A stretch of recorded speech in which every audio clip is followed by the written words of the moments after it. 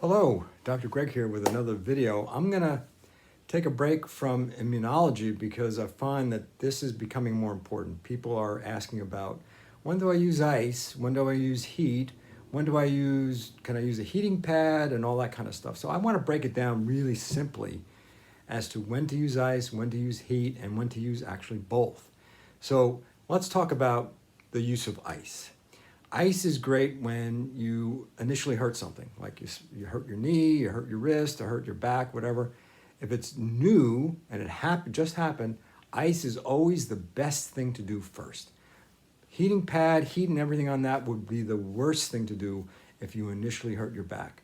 Now, this is what's important distinctions going on. Now, if your back periodically gets hurt, in other words, if your back is hurt last week and then it feels better and then a month later it hurts again, it's like a new injury all the time. It's actually not a new injury. It's an old injury that gets irritated. So the ice is good for those irritation moments. In between those irritation moments, moist heat is always a better option.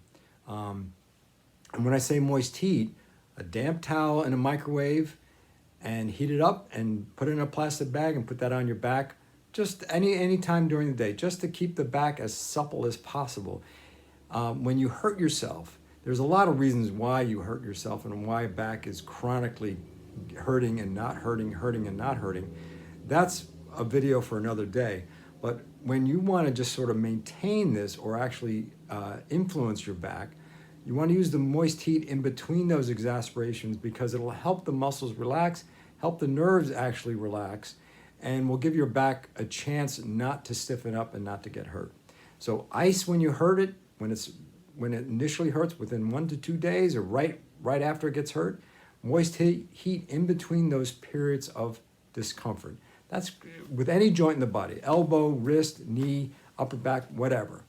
Now, when you use heat, again, I told you the in-between times, when your back is stiff or you need to relax, moist heat is always a better option.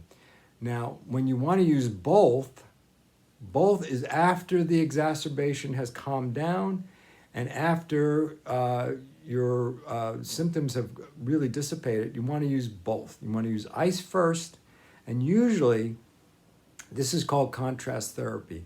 And usually you only have to do the ice for 5 minutes and then moist heat afterwards for 5 minutes and then do some kind of activity.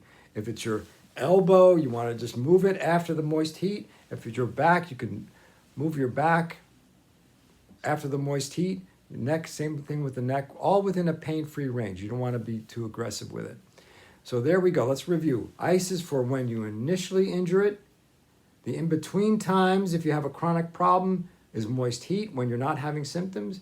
And combined is when you want to try and improve the circulation in your back and improve movement in any joint in your body.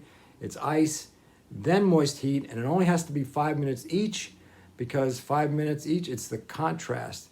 It's 5 minutes of ice, 5 minutes moist heat, and then an activity. So there you go. Hope that helps. And this is Dr. Greg, changing the way we look at health.